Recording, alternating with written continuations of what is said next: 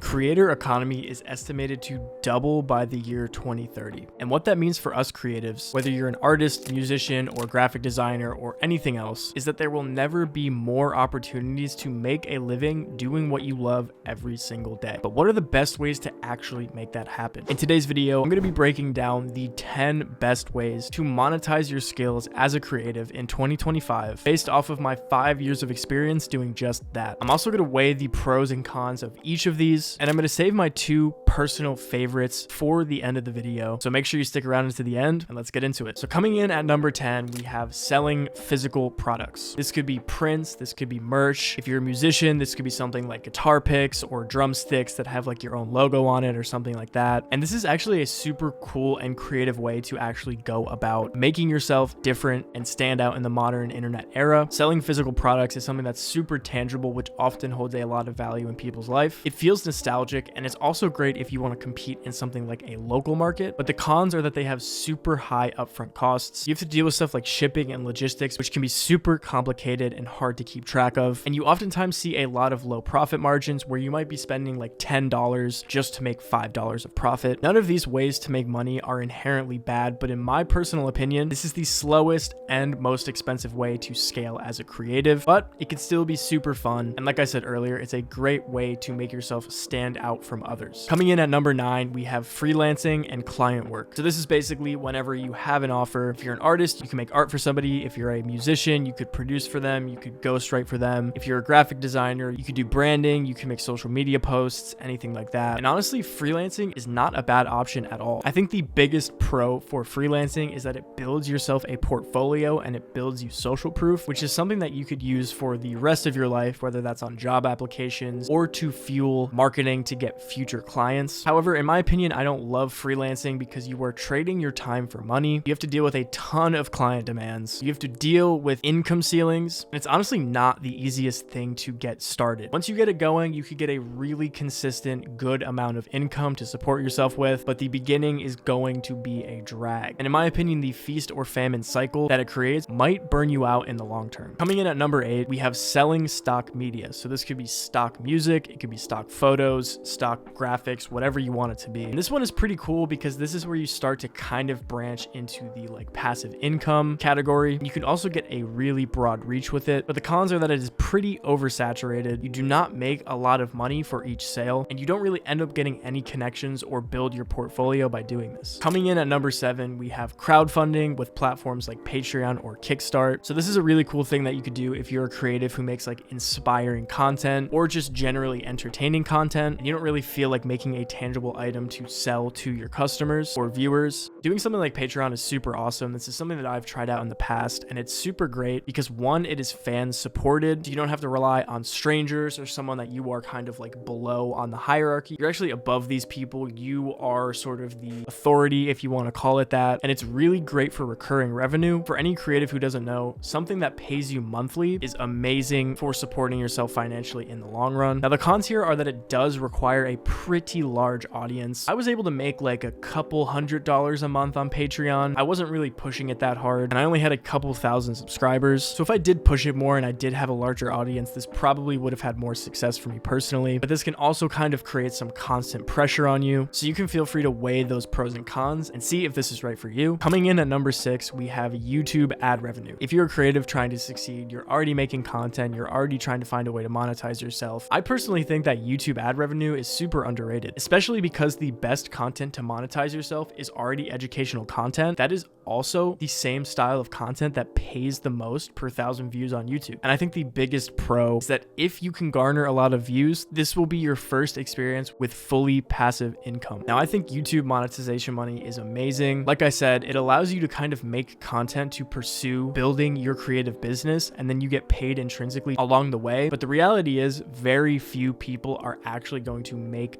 a living off of that. Unless you're somebody who's getting like millions of views per video, it's very unlikely that you could survive solely off of YouTube monetization money. However, I'm not gonna bash it because when you're already making money with a creative business and then that YouTube monetization check hits, it just feels so good. Coming in at number 5, I have licensing your work. So that could be things like sync licensing, art licenses, stuff like that. And you do this by going to places like sync libraries or art libraries, submitting your music or art to be included included on like TV shows or commercials. And the biggest pro for this one is that it has huge payouts. I've heard of people getting paid like $10,000 to $50,000 just for one commercial, which is absolutely insane. Now, the cons for this is one, that it is a super gate-kept industry. I myself don't even know too much about it. I just have a lot of creative friends who have had success in the industry, but there's not a lot of content out there teaching you how to do it. You also typically end up getting slow payouts where even if you do land a gig with a commercial or TV show, it might take you months to see that money. There's also a lot of issues with things like personal rights and stuff like that. Coming in at number 4, we have coaching and mentorship. Now that we are at number 4, we are basically at all of my favorite ways to monetize as a creative, and these are all the things that I stick to personally to make a living. I personally love coaching and mentorship because providing information and guidance is something that will never go away. A lot of people argue that there's saturated markets and stuff like that. If I'm going to be completely honest, in the context of help, assistance, guidance, knowledge, I just don't think that it will ever disappear. Even with AI or all of these crazy tools that we live in nowadays, there will always be a need for real people to work with somebody, help them, give them the assistance on a one-on-one level. And I love coaching and mentorship because one, it has an incredibly high pay ceiling where you could easily charge somebody $1,000, $2,000, or $3,000 for your personalized advice. And the reason why you could do this is because you are basically doing everything for this person and you're basically holding their hand along the way, which is something that is incredibly valuable. And another huge pro is that it is so rewarding. I've coached dozens of creatives, helping them start and scale their creative businesses. And honestly, like there's just nothing as rewarding as that. And if you don't know much about business, but you're really good at your creative skill, you could teach people how to make art, you could teach people how to make music, you could teach people how to graphic design, whatever creative niche you're involved in. Just seeing that person really understand, really start to progress and know that it is all because of you is just the most rewarding thing. Now, there are some cons to this as well. One of them is that it is super time intensive. I think it is more worth it to do something like this because you're going to see higher payouts and you have the authority, which is why I think it makes it better than something like work for hire. It's also hard to scale and you need credibility, right? You can't really come out of the gate being like, hey, you have to pay me to teach you how to do this, right? Chances are you're going to have to take on a couple free clients just to kind of build your credibility and show what you're capable of. But if you can deal with all of those things, I personally think that coaching and mentorship is an amazing way to gain money as a creative. Coming in at number 3, we have selling online courses. If coaching and mentorship is something that sounded great to you, online courses are basically like that on steroids. It gives you the same potential of high profits, and it gives you the same rewarding feeling of knowing that you are helping somebody in their journey, except this time you can scale it to infinite potential and it builds your authority based on how much you sell and how many clients succeed with your course. Now, the cons with this one is mainly the fact that it requires you to be kind of market savvy. So if you don't really know how to get your product in front of people, it's not really going to work that well. And it's going to require a lot of upfront work, but I don't feel like that's a huge con because you can put a ton of upfront work in and then you can make money off of it for years to come. So I had to rank this super high on my list. We've now made it to the top 2, which are my 2 favorite ways to make money online as a creative. In the top 4, we already had amazing choices, but these top 2 are, in my opinion, the easiest, the best, and the most scalable ways to be a full-time creative. So coming in at number 2, we have paid communities on platforms like WAP. In the modern internet era, we have so many amazing free tools that allow us to monetize our skills, and the platform WAP is an absolute game changer. It's basically a 100% free platform that allows you to set up a paid community that can be one-time payments, subscription-based, you can split payments, and you have so much customization. You can include courses, communities, giveaways, bounties, challenges. It is by far one of the craziest tools for creatives to take advantage of in the year 2025. If you're watching this video close to when it came out, this is still a hidden gem, but I could almost guarantee you that a year or 2 down the line, everybody and their mom is going to be on WAP trying to create some sort of paid community. And it's so amazing because 1, it creates recurring revenue with tools like subscriptions. 2, it creates a